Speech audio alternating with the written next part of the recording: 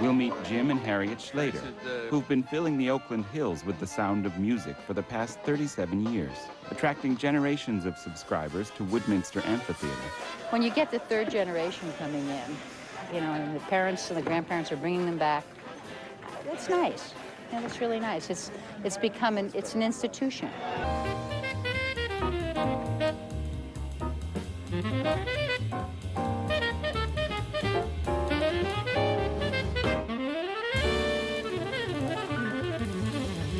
Major funding for Spark has been provided by the William and Flora Hewlett Foundation, the William and Gretchen Kimball Fund, and by the Corrette Foundation, supporting vibrant communities, promoting personal initiative, encouraging creative thinking, a catalyst for positive change.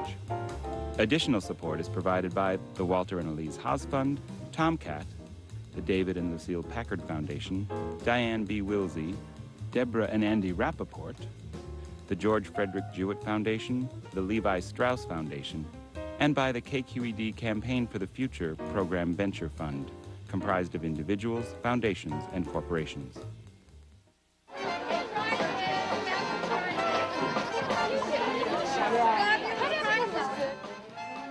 It's one of the Bay Area's oldest theatrical traditions, a summertime ritual that brings generation after generation to this 2,000-seat Depression-era amphitheater in Joaquin Miller Park, high in the Oakland Hills. The audiences come from as far away as Tracy to enjoy an art form that's uniquely American.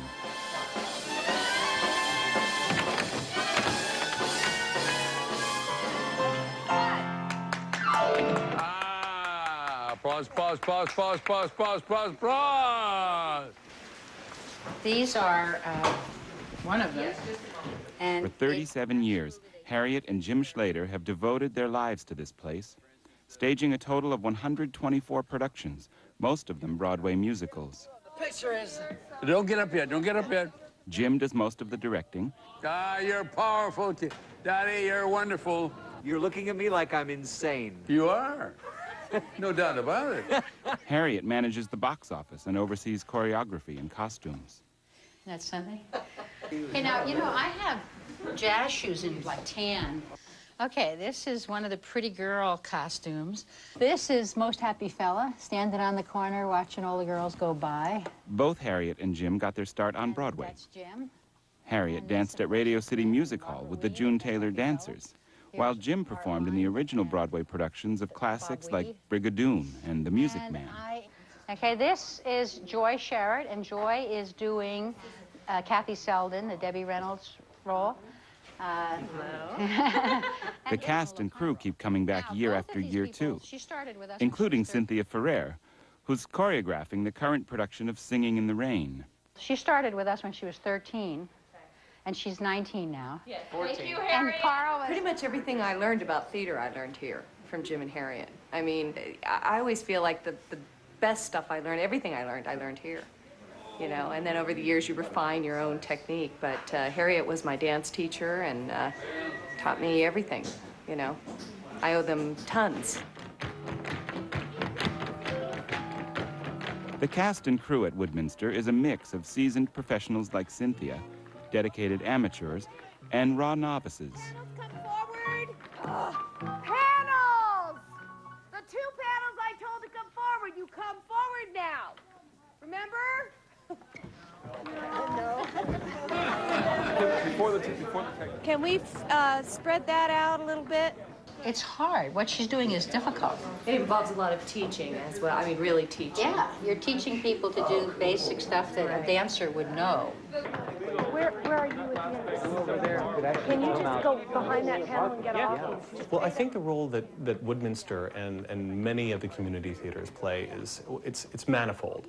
First of all, it can be a training ground for up-and-coming, professionally oriented people who are looking to build a resume. So that's one thing that it does. It actually provides paying jobs for people. I think that's one of the misnomers or misconceptions about community theater. They very often pay the directors and designers and those kind of teams. And then a really, really vital aspect about community theater is that it does allow the community to also express itself on stage. With most of the cast working day jobs, there will be only 40 hours of rehearsal time over 3 weeks, most of it nights and weekends. Even for veteran performers like the three principals, Carl Danielson, Joy Sherratt, and Darren Fuller, the highly compressed schedule at Woodminster is a challenge. It's great experience because if you can kick it out in a place like this and learn it that fast, then you pretty much know you can do, you know, when you get into a 6-week rehearsal schedule for Broadway, it's a breeze. People go, they can take a half hour saying, okay, here, yeah, okay, here. You know, we don't have the time for that, so.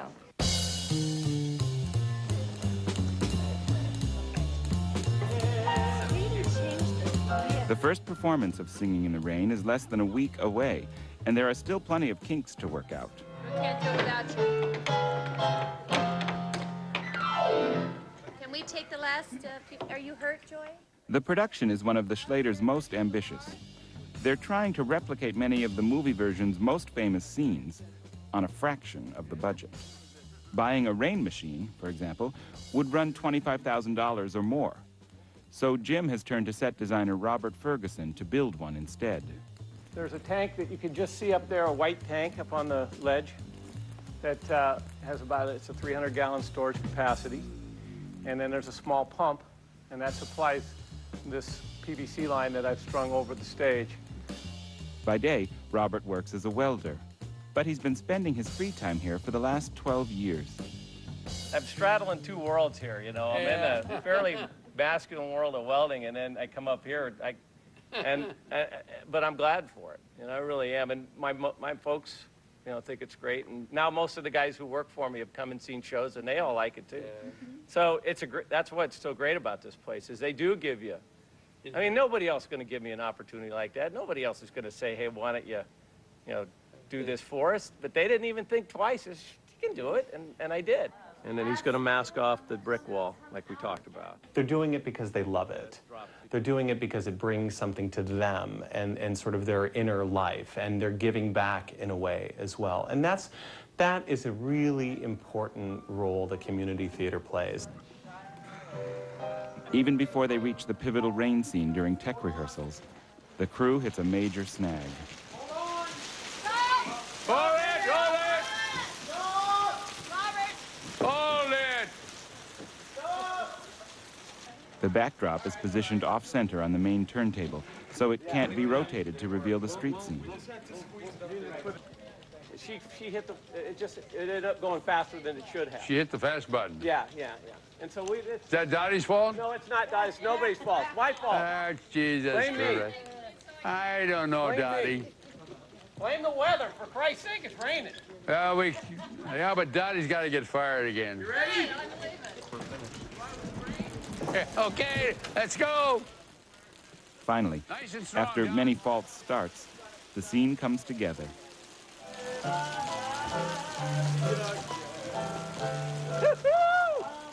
It worked! Ah! I can make it rain so hard down there, it'll overwhelm the system. So I back it off to where the system can handle it. It also is heated. The water needs to be warm, otherwise the actor's probably going to get his death of cold. So we heat the water. I'm happy again. You gonna be ready? Who knows? That's the interesting part. You never know. You're never ready. You're never ready.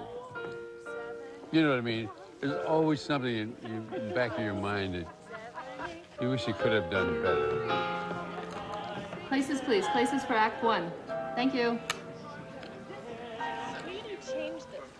The show opens tomorrow night, and this is the first time the cast will perform in full dress with a full orchestra. They have one last chance to get it right. We're missing an actor, but we're going to start without him. First of all, I've got 3 layers on. They won't mind, but you see, I've got this.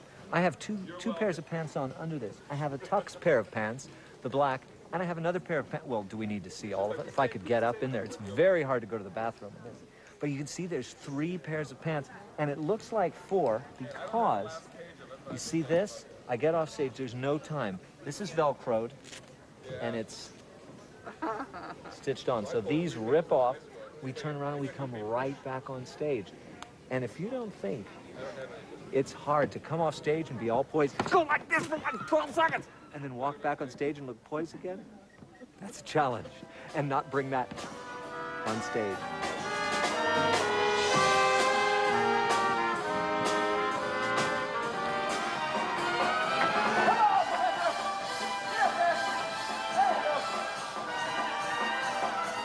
It's the day before we open. And are we ready? Terrifying. Terrifying. New props are showing up hourly.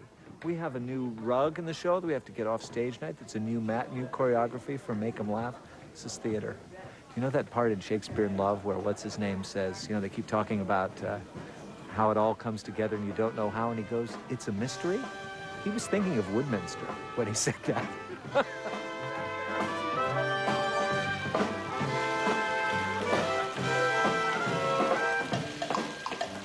At first, it seems that the rain scene will finally work. But water begins to pool on stage, and Robert knows he still has a problem to solve. No, you know the guy that does it every night? He's not here tonight. Not here tonight. Because I knew exactly what was going on. Was it too much water, though? He had enough water to sink a battleship. Is the orchestra swimming yet? Boy, oh boy. This is better than bailing out the bathroom. On opening night, the bathrooms always plug up. But now we have new bathrooms.